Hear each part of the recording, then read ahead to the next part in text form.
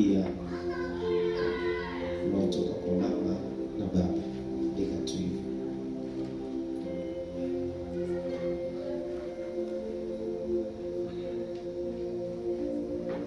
Changanyiko.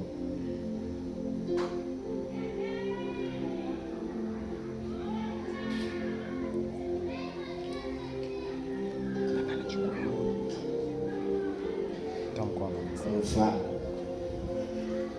hichi nilichochora hapo ni keki. Sawa. Hichi nilichochora hapo ni keki. Naitumia keki kama mfano. Sawa. Mfano wa keki. Keki kwa nje inaonekana hivi, si ndivyo?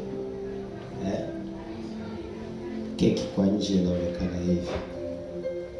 Lakini sasa keki imechanganywa na vitu vingi. Huko ndani ya keki kuna kitu kinaitwa ladha. Sawa. Keki imechanganywa na yai. Imechanganywa na yai hapa ndani, imechanganywa unga, sukari, mafuta. Imechanganywa na kitu gani tena? Kwa hiyo ili upate neno keki lina mchanganyiko wa vitu vingi. Sawa. Sasa mlaji ndio anapata ladha ya keki. Lakini tunaita jina moja tu keki, kama unavyoitwa fulani. Tukuangalia hivi ni kama umbile hili hapa. Sawa.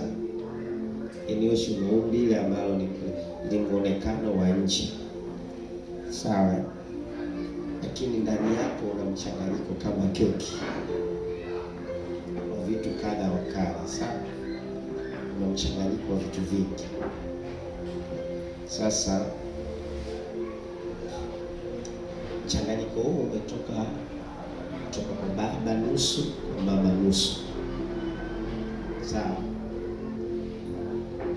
Umetoka kwa baba nusu, kwa mama nusu. Nikasema kwa mama kuna mababu, kuna mabibi. Kwa baba pia kuna mababu na mabibi. Sawa. Hii ndio tafsiri ya asili. Sasa unazo tabia za mama na babako kiasili, hutumika. Sasa mizimu na kutambua kwa asili yako, kwa asili yako, kwa kuzaliwa kwako inakutambua hivyo. Kwa hiyo mizimu inajuaje wewe ni mdhaifu? Inajua kwa sababu inajua asili yako, inajua mchanganyo ulioko mle ndani, na inajua ndani kwako kuna mchanganyo wa uongo, inajua ndani yako kuna mchanganyo wa ulevi. Unajitahidi kuzuia ulevi, lakini kuna mchanganyo kwa ulevi.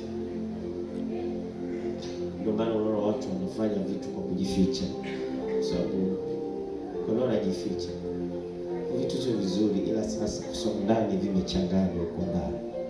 Sasa kuna mchanganyo mle ndani. Tukwambia hapa acha dhambi, huwezi kuacha kwa sababu dhambi ni mchanganyo ulioko ndani. Amen. Ndio anakuambia hivi vitu vinahitaji maamuzi magumu sana. Kuna vitu utaweza kuacha usipojua hili somo. Sasa hivi vyote hivi viko ndani.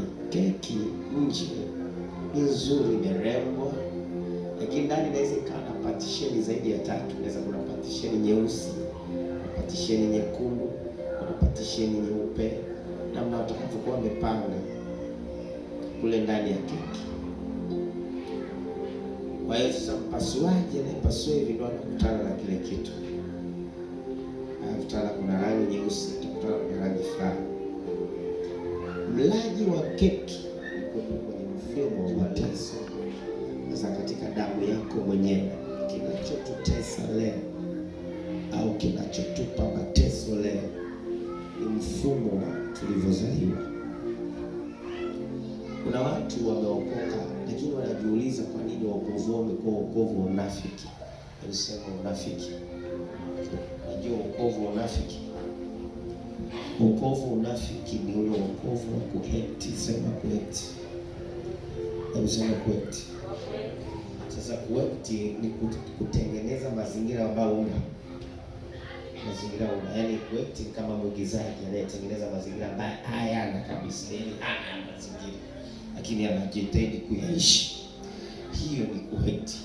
Wokovu ni kama vile uvaliwe na asili ya mbinguni. Unajua tukifika mahali tukivaliwa na asili ya mbinguni, kama sasa tulivyo na asili za kifamilia, asili ya mbinguni ukituvaa, kila mahali tutaionyesha njia ya wokovu.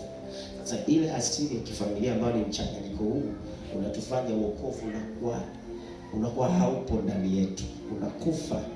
Wokovu unakufa ndani yetu kwa sababu hizi asili zinapojihudhurisha mbele za watu au mbele za jamii au kwenye maisha yetu.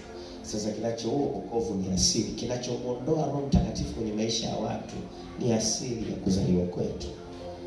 Tabia za asili. Andika tu pale, tabia za asili zinamuondoa Roho Mtakatifu. Ndio maana watu wana Roho Mtakatifu. Sasa tuna tofauti, ndio maana Biblia inasema mjazwe Roho Mtakatifu kila siku. Kwa sababu Roho Mtakatifu anapaswa kuingia ndani ya maisha yako kila siku. Ushuka hapo unasema mimi na Roho Mtakatifu. Roho Mtakatifu ukiwa naye, hizi asili zinakufa. Ndio maana asili inapingana sana na Roho Mtakatifu ndani yako. Sawa? Hello? Katika kitu mizimu inapambana kwenye maisha yako usiwe nacho ni Roho Mtakatifu. Holy Spirit. Roho Mtakatifu akiingia, kumbuka ni Holy Spirit. Ni Roho Mtakatifu yenye kushindana na kila kilicho kichafu. So ndani yako kuna vitu vya asili ambavyo vinahitaji kufa. Na ndani yako kuna tabia za asili zinahitaji kufa. Sasa huwa zinashindana na nani? Zinashindana na kitu kitakatifu. Umeelewa vizuri?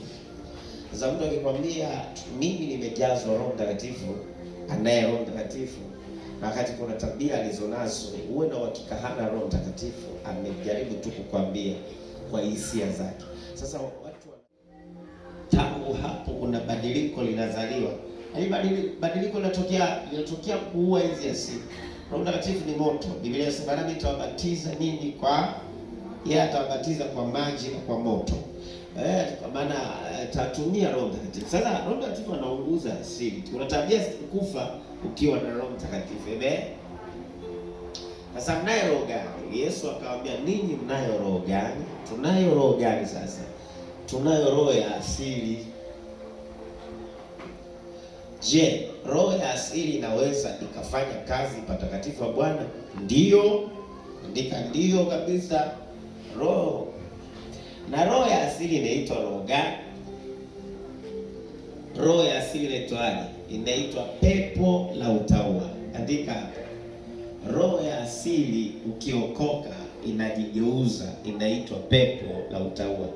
Inahekti maisha ya wokovu. Hili somo gumu sana. Haleluya. Somo heavy. Sasa ukikutana na roho ya utauwa kama unisikilize vizuri sana itakusaidia hii. Mizimu ina ufahamu mkubwa sana. Yesu alisema maneno magumu sana. Anasema shetani ni mjanja kuliko mnavyofikiri. Mahali pengine Yesu alisema kwamba anasema ombeni pasipo kuchoka, maana adui yenu amepewa kuwapepeta kama ngao. Unajua watu wanajua shetani kwa sura moja tu. Sura tatu. Na sura ya wema, na sura ya ubaya, na sura ya ukarimu. Biblia imesema ni kama malaika nuru. Kwa hiyo akianza kukutengenezea mazingira ya utakatifu utapenda. Na hii watu inawachanganya sana kitu. Katika roho za asili zikiwa ndani yako, kwa mfano umeokoka, roho za asili hazijafa. Zinapokuwa ndani yako, zikishajua umeamua kuokoka, umeamua kusimama na Yesu, zinageuza nia, zinageuza mkao, zinageuza tabia. Na maana zinafanana na wewe. Kwa mfano, kwa nani? Tulipokwenda walivyoenda kwenye nani,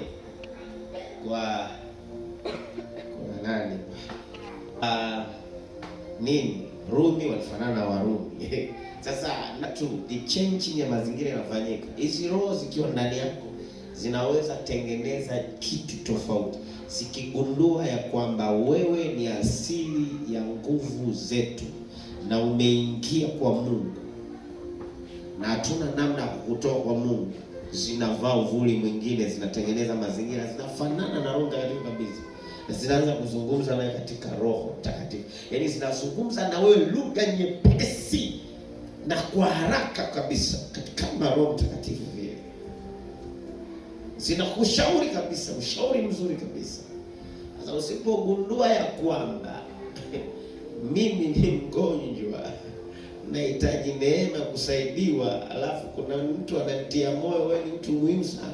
Mara nyingine zinakutia kiburi, kama unajua wewe ni mtume, unajua wewe una nabii ndani, unajua kuna kitu cha Mungu ndani yako, unasikia kuna Roho Mtakatifu, una neema fulani, inakutia jeuri zile roho.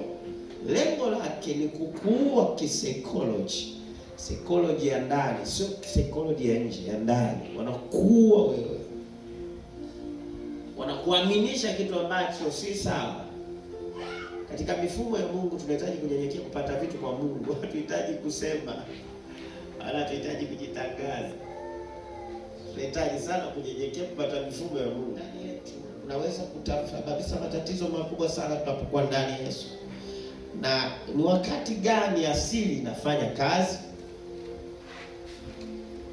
Asili inafanya kazi kwa kipindi cha muda. Ina muda yake. Kuna muda wa umri wako utafika mahali tabia inafanya kazi aina fulani. Si kila muda tabia fulani inajidhihirisha. Kuna tabia zitajidhihirisha utakapokuwa na hela. Kuna tabia zitajidhihirisha utakapokuwa na maisha aina fulani. Kuna tabia zitajidhihirisha utakapoolewa. Kuna tabia zitajidhihirisha utakapooa. Kuna tabia zitajidhihirisha utakapokuwa na mtoto. Kuna tabia zitakazojidhihirisha utakapokuwa baba. Kuna tabia zitakazojidhihirisha utakapokuwa mzee. Kuna tabia zitakazojidhihirisha utakapokuwa una mali. Kwa hiyo kila tabia za asili zina mahali pake pa kujidhihirisha. Si kila mahali sasa zitafanya kazi. Kwa hiyo usijiaminishe sasa hivi ulivyo kwamba kwa kweli namshukuru Mungu niko sawa sawa. Ukakaa hapo ukasema Mungu mimi niko sawa sawa kabisa, mshukuru Mungu. Kwa kweli sina kiburi, sina dharau, mimi ni mtu wako. Unapokipata hela wewe unaweza kuwa tofauti. Kwa sababu kuna hela zitakuja, tabia za sister ilikuwa kwenye hela. Ongea itabadilika. Kuna watu ongea itabadilika kwa sababu wana hela. Kuna watu wananyenyekea kwa sababu wana maisha magumu. Lakini asili itakapopata anachotaka inajidhihirisha. Si kama unanielewa, itajidhihirisha. Na ndicho kitu unapaswa uelewe. Je, mimi nampenda Mungu au ni asili inatengeneza mazingira ya ukaribu na Mungu kwa ajili ya kupata neema kwa Mungu? Unajua? Na hivi vitu huwa viko kwenye kitu kinachoitwa nini? Nisema jana. DNA iko ndani ya wapi? Na seli kule ndani kuna wadudu. Mwili wa binadamu umeundwa na vijidudu vingi sana.